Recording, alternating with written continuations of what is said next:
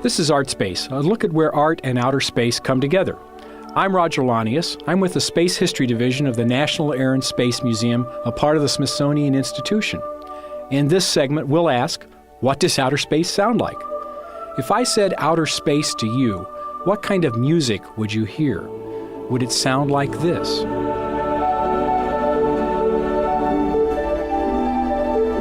How about like this?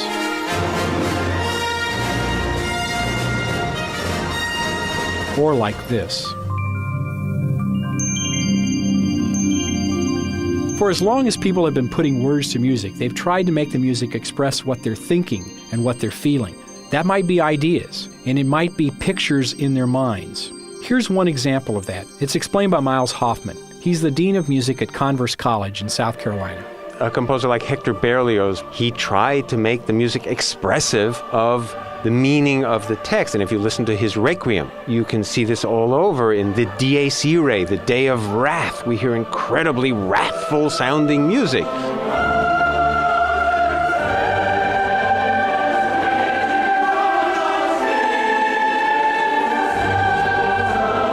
Composers have always tried to make their music express something, concepts, beliefs, visions.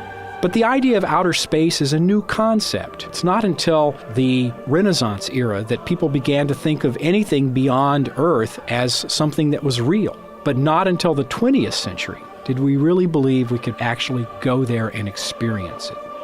Even so, people have been writing about the stars and the moon forever. As Miles Hoffman says, in the ancient world, people looked up at heavenly bodies. They looked at the heavens. They didn't know much about space and the expanding universe and trillions of light years. This is something that we know about in modern times. Was there heavenly music? I think people wrote music that they thought of as heavenly. You know, you think of harps. For example, in the Fauré Requiem, there is a movement called In Paradisum, in paradise. And it's very gentle, lovely music.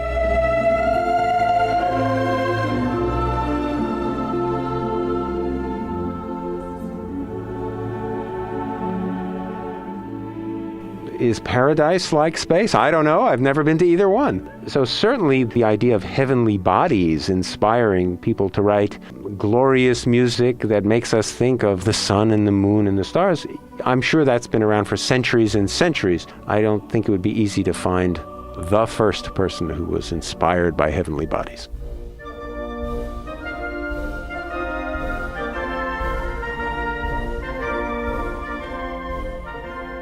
And one of the most well-known pieces of classical music ever composed, Beethoven's Ninth Symphony, shows how one classical composer viewed the heavens.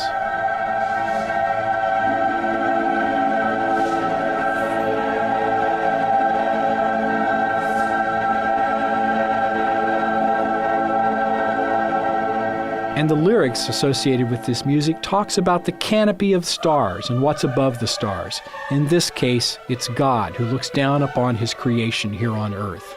Beethoven even wrote part of this music so that it looked like stars. As Miles Hoffman explains, you may have lots of little notes way up high on the page of music. Beethoven does this in the last movement of his Ninth Symphony when he's writing about stars. The passage in Beethoven's Ninth, where there are lots of little notes up high in the score, might be considered a kind of Augenmusik. That's German for eye music. Composers created patterns of notes that they felt were symbolic of either words or concepts. So, for example, there would be a pattern of notes that represented the human heart. Does it sound like a heart? Does it sound like flub-dub, flub-dub, flub-dub? No. And it would only be very educated and sophisticated readers of the musical score who would get the inside reference.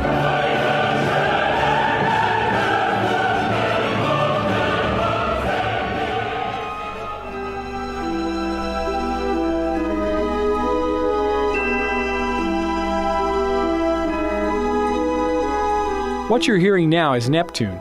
It's part of a suite called The Planets, written by Gustav Holst in 1914.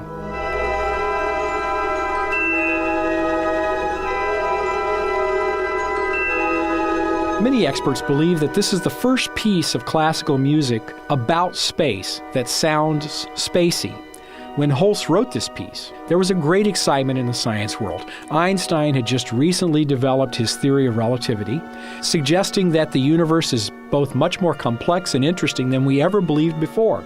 Other physicists were thinking about the space-time continuum, and Holst probably tapped into those concepts.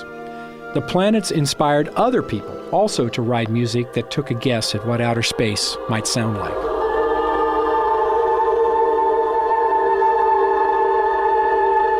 The music you're hearing now was written by György Ligeti. It's famous music that was used in the film by Stanley Kubrick, 2001: A Space Odyssey in 1968.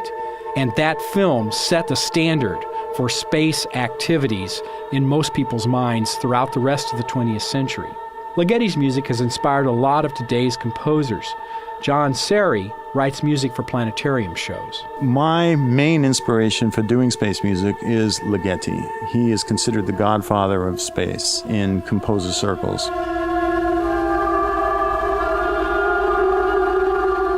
Stanley Kubrick really didn't want to use Ligeti's music in 2001: A Space Odyssey. He had a composer that was working on a special score for the movie, but he found that in using this as a temporary track in the film that it worked very well, as composer John Serry explains.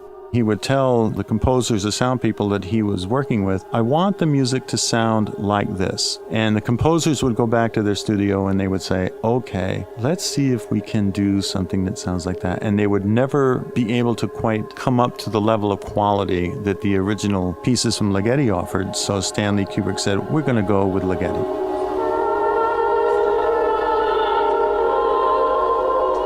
In 1968, when 2001: A Space Odyssey came out, most people's expectations were that the United States and the entire world was going to be exploring the heavens infinitely. That also transitioned into popular culture, and there was a lot of excitement associated with spaceflight. You found it in toys, books, movies, television shows, and in the early 1970s, the people at Disneyland started working on a space roller coaster.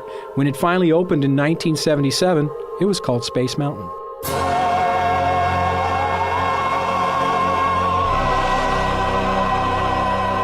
John Dennis is director of music for Disney Imagineering. We use music in the Disney theme parks often to heighten emotion, and one of those emotions can be tension, fear. Sometimes we can't come out and tell you, hey, there's something around the corner, beware, and expect the audience to be afraid from that. But if we create an underpinning with music, some low strings, some low voices in the orchestra, we can create a tension, and the guest isn't necessarily aware of it, but they definitely feel it. We're trying to reveal vastness. We're trying to say, we've come into space, and now you're in outer space. And the visuals drive that. You look around, there's twinkling stars all around you. You see a planet on your left. You see a large meteor flying by. And it's creating that vastness and openness of space.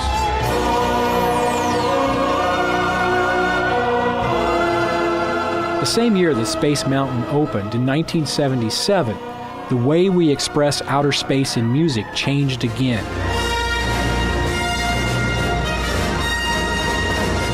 A whole new genre of space films came out, first, of course, with Star Wars, with the whole new storytelling that John Williams did.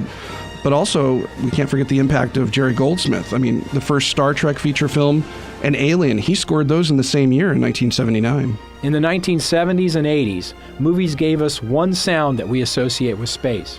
But there was another entirely different type of music that was telling us what space sounded like as well. It came to be called New Age music.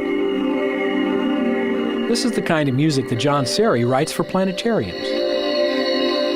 We say that all this music reminds us of space, but why? Why do certain sounds make us picture space in our minds? John Serry says it's all about the way music comes into our brains. It adds a certain amount of harmonic distortion, the way that it hits the human eardrum, and that processed by the brain kind of splits it into a wider stereo signal. What we do is we translate that particular sound into the vast open spaces of the universe. if I were to play that sound without space images to a whole group of people with their eyes closed, I could almost guarantee that people would say, I see space, I see moon, I see stars. But Miles Hoffman disagrees. The only way to test it is to, for example, play it for a whole range of people who have never seen a science fiction movie. Play it for people who've never seen a movie, period. Play it for people who haven't watched TV and see if it conjures up something to them. So what do you think when you hear this kind of music? When you see a planetarium show, does the music complement the story being told? Does it make you think of something else entirely and intrude on that story being told? Does it automatically make you think of space? Or do other images come to mind? There's really no right answer. It's all in the ear of the beholder. Thanks for listening. I'm Roger Launius of the National Air and Space Museum for Arts Edge, a program of the Education Department of the John F. Kennedy Center for the Performing Arts.